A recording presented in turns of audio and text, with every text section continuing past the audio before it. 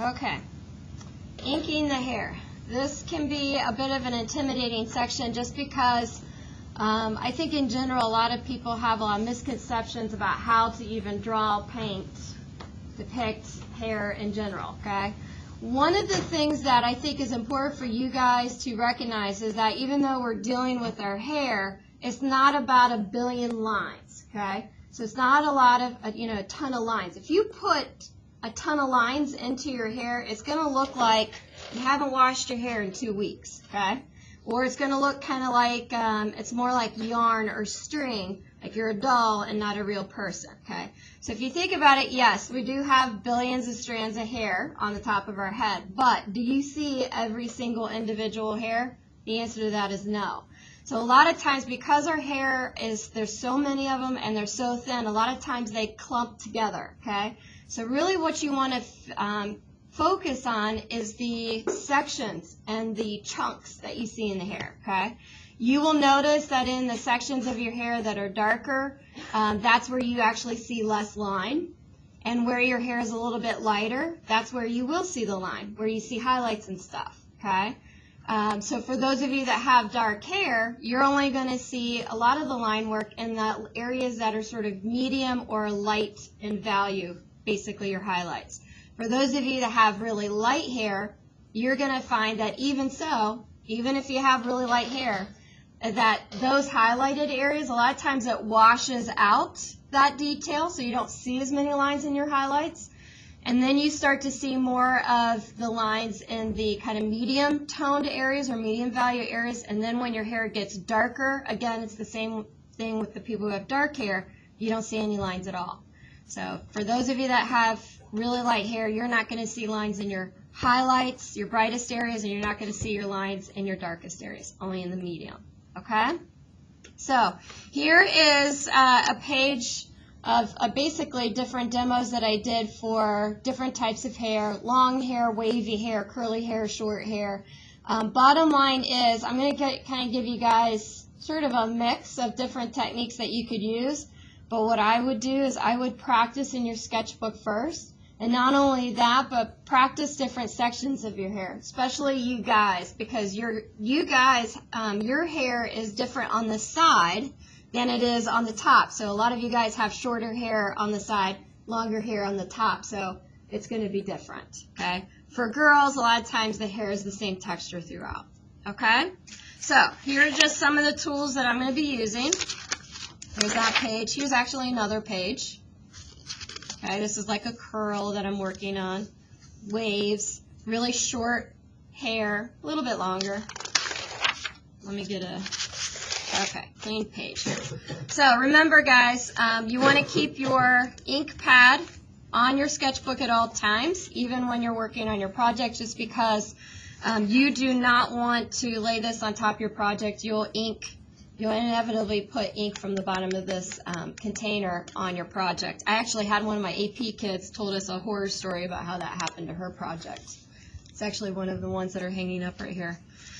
So the other two things that we're going to use possibly, and it depends on your hair, so we're going to use tag board. So this is tag board, and then we're also going to use scrap map board. And so this is what we're going to use to help us do the actual lines. And some of those little tight areas too, we'll also be using these too, like a lot in the eye area, doing eyelashes, eyebrow hairs, and we'll even use this too, like in sections like the lips and even maybe a little bit of the ears. For those of you who have necklaces or patterns on your shirts, again, that's going to come in handy. So, and this is something a lot of people are always kind of wondering about: how am I going to do my hair with my fingerprint? Okay, well, this is how we do it. The thing that's nice about this is that it still gives it the stamp look. So if we would have gone in, and some kids ask me, well, why don't we use like a Sharpie for this line work? Well, if you were to put Sharpie in this piece, it doesn't have the same look as the fingerprint does with the other areas. So this still gives us the stamp look, but gives us the lines and detail that we need. Okay? All right, so what I have found is with the hair is that you do a combination of kind of working with the cardstock and the map board and stamping, okay? So bottom line is, remember, the more ink you have, the darker your value is going to be, okay? when you guys do this, it's important for you guys to know what direction your hair is going in, okay? So when you're doing an area, you want to look at the length of the hair and the direction that it's going in. And you're going to move your fingers in that direction. So what I'm doing is I'm just kind of mapping out this area. I've got some ink on my fingers, and I'm just simply moving in the direction that the hair is going in, okay? And the darker I want the area to be, the more ink I'm going to lay down in that area. And you guys can see I'm kind of dragging my finger. By doing this, I could kind of fill the area in a lot better. Plus, it kind of gives it a nice smooth look too.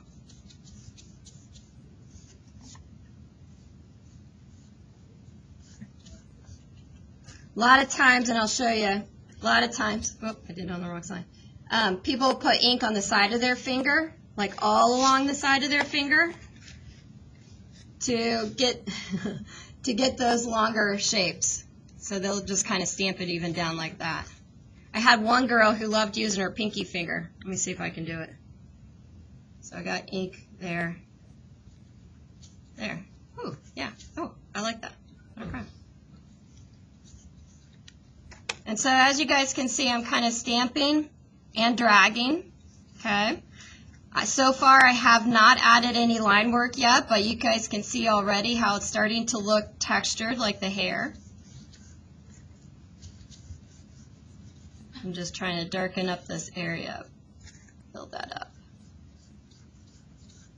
And then what I can do is I can go in with my map board. And what you do is you take the corner and you dip it into the ink, and then you just go in and you do the same thing. Kind of drag it and add some of those lines. So just dig that corner into the ink pad and you'll pick up some ink.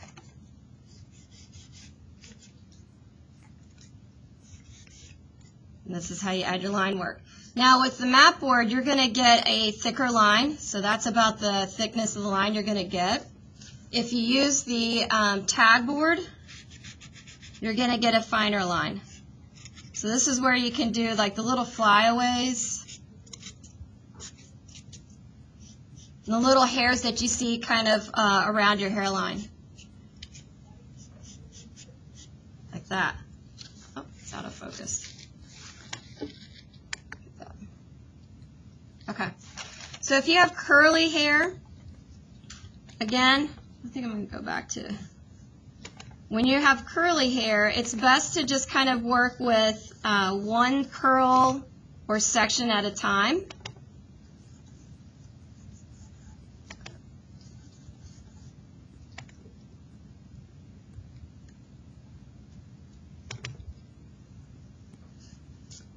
And then again, you can go back through. Add some line work. But in those darker areas, that's where you're going to see the loss of the lines. You won't see those lines. They get all jumbled up, so then they just start to look like just sections of dark values. So that's how you can kind of work with a curl, okay? Shorter hair. If you've got shorter hair, okay, so this is for those of you who have really short hair, you might be just doing like, just putting a little bit of ink on your fingers. And what I like to do is I like to go in, find those dark areas.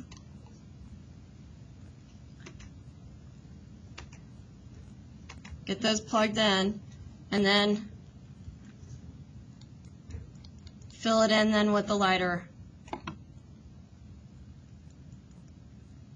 If you've got a little bit, if you've got short hair but it's still, it's got a little bit length to it, again, maybe you're doing marks like this. Now some of you guys will notice that you may not need to use the cardstock or map board at all. You may be able to do everything that you need to do with just your finger.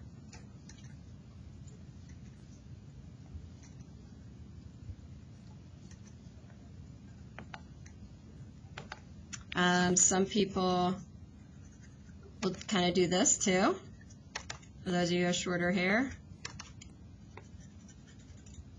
Kind of shorter or straight hair. Go in and just kind of keep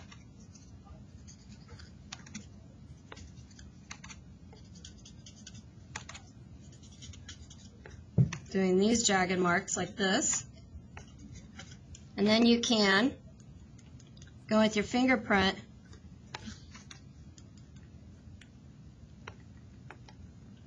and darken up areas to kind of blend some of that in. See, like that? So these are all different ways that you guys can kind of play around with the texture of your hair. You know, again, I recommend that you practice in your sketchbook first before you do anything. So pick a section of your hair to kind of practice. Figure out what works best for you before you start, and then go for it. Now, the other thing you do need to consider, guys, is that you may need to, and again, you're going to need to take off the masking tape that you initially had on your project to do the background. You need to take that off first, okay? And then you may need to mask new areas, okay? So if you look at my photograph right here, what I'm talking about is, so I actually have hair right here. I would have that side of my face masked off to be able to do that side of my hair. But if you look over here, this section where I know my hair is dark. This is actually my light side, but it's still really dark. I've got my ear right here and the side of my neck that I don't want to accidentally ink over. So I would probably be masking over these sections right here just to protect my skin area from my hair over here. Now I would only do that probably right here on my ear and along my neck, but when it comes to this section right here, I probably would not. Because if you look at that, that's your hairline. The thing that's important to recognize about your hairline is that even though it's where your hair starts, it's not an abrupt start. You'll see that your hair is actually really thin along the edge of your head right here at the top of your forehead. It's very thin. That's where you will probably see a lot of line work. So in order to keep that thin, I'm not going to mask that area off because I don't want it to look like I'm wearing a wig. You guys know what I'm saying? Like if you had a wig on, you have like a defined start to the edge, and it kind of, you can tell it looks different. I want it to blend out very naturally, so I will not tape off that section right there, but rather than doing that, I would actually leave it unmasked, and I would draw in with my, either my tag board here or my map board to do that line work there. But here, I don't want to get any hair on at all, and I do want a sharp and defined edge. So anytime I want a really sharp and defined edge, I'm going to mask off, okay? So if you have any questions about that stuff at all, again, come up, talk to me. I will help you work out your plan, okay? Also, too, bring up your, practice for your hair. Bring up your sketchbook. Let's take a look at it and see what you've got and see any changes that need to be made before you start, okay? So there you go. That's it. Good luck.